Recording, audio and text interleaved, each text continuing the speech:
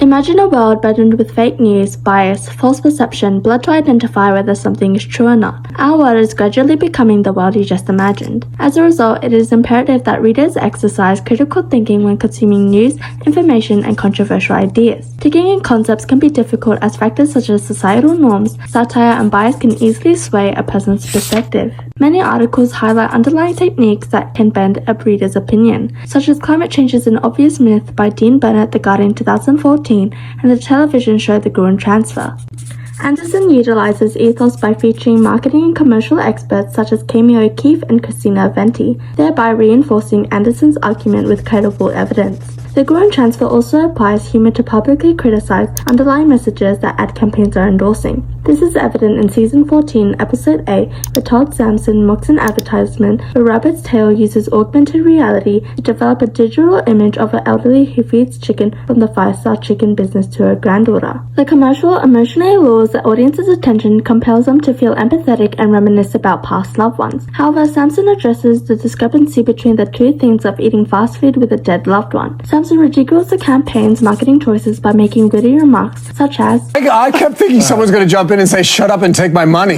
This line downplays the chicken company by using a slogan of a popular fast food restaurant, KFC, to insinuate that the food is a poor version of KFC. Moreover, Sampson also emphasizes the use of deepfake in this advertisement. The use of digital elements overlapping the physical world can cloud the audience's perception, as products could be fake and not display its authentic self. Therefore, through humor and ethos, the Gruen Transfer reveals a deceptive culture of advertising. Therefore, we cannot believe everything we read or watch. The satirical text Climate Change is an Obvious Myth by Dean Burnett questions the reality of climate change, labeling it as fake. He exhibits bias against climate change and executes this through using subtle techniques that heavily influence a viewer's perspective. This is demonstrated in the line, "Climate change is a myth. You may have been taken in by the fear-mongering governments or corrupt scientists." The author employs emotive language through an array of adjectives in fear-mongering governments and corrupt scientists. As a result, these words foster negative connotations, which prompt the audience to feel intimidated and have a negative impression of the opposing side. In addition, the author implements a combination of persuasive language techniques, which are illuminated in the line,